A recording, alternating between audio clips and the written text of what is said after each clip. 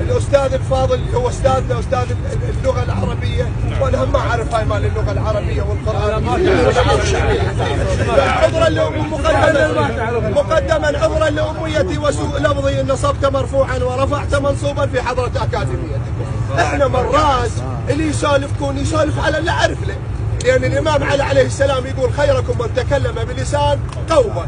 احنا لا بصدد الاستعراض ولا بصدد حتى انه صورني وخلى انشر وخلى اطلع وخلى امشي.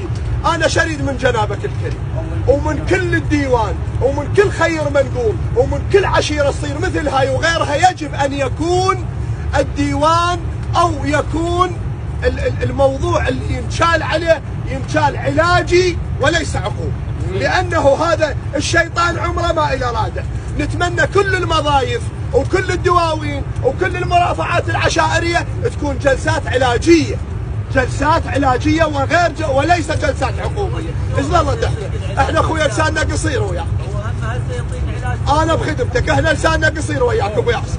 اسمع من عندي اعبر جوابي على جنابك الكريم وباسم شعب كل احنا نعتذر عن هذا اللي صار واللي سواها فرد، ونطلب من جنابك الكريم ومن خوالنا البوزيد وعشائر السراي الا يعاقبونا بجريره هذا الشخص اللي سواه. مو لولا لان احنا بيناتنا مواقف متعاقبه وانت هم تاخذ من عندنا هواي، وباكر تحط يزن بن ياسر بحضنك وتقول له خاله وانت ماخذ من خواله. هم ما يصير هذا الحكي. مو لولا انت تدري جنابك انا ابهوش بجيوبه على عذر الشعب. كل ساعه ادور لهم عذر، كل ساعه ادور لهم. تدري ياهو عندك عذر يزن بن ياسر هذا صدق لولا هذا الحكي هذول احنا خواله.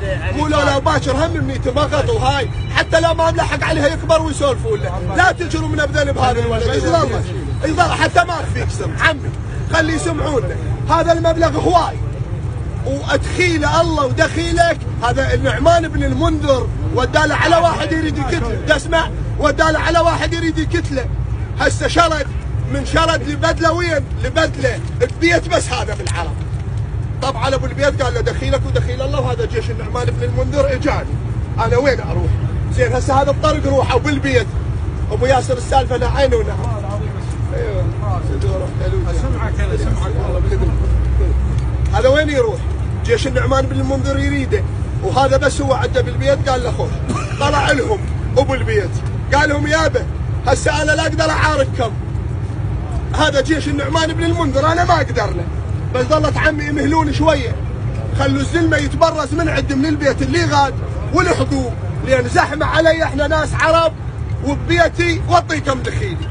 ما اقدر اعطي دخيله، خلوه يتبرز من البيت اللي غاد وقتلوه. قالوا له اله طلع تبرز الدخيل اللي غاد ركضوا علي جيش النعمان بن المنذر قتلوه.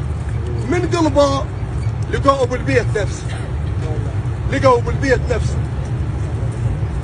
ردوا لقوا الدخيل بالبيت. قال له يابا شلون هذا الحكي؟ قال له والله انا استحي وانا استهضم انا اعطي دخيلي. ظلت تعال انت البس هدومي.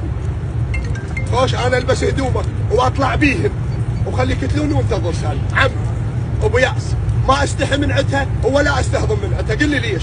لانه لها تبعات اذا بقت. دخيل الله ودخيلك من الوفا، من الوفا. ما اقول لك نخاف ما نقدر نشتها. هسه ايش قد 700 عم نخاف 600 نخاف. ما اخفيك سر، ما اخفيك سر. انت دكتور، انت دكتور وتعرف الحكي. هذا ترى الديوان خلى لاعبينا، ترى الديوان خلى لاعبينا ولا عادينا واحد. ترى الديوان خلى لاعبينا ولا عادينا واحد. لاعبينا حسباله بعقلنا، لاعبينا تقدرنا العرب ونسد قضيه الزلم مو بعقال. لا بالصوايه قدر اليسد عازات وابن الثوايه. انت مرات عليك مرور الكرام وتعرف لهن كلهن وبكار مال حكي. احنا نخاف من الرايه عمو ونخاف من هذا القانون. ارجو ان يؤخذ هذا الكلام بعين الاعتبار ولا تخلي صدري فارغ، لانه انت مثل ملك الحبشه ما يظلم عندك احد.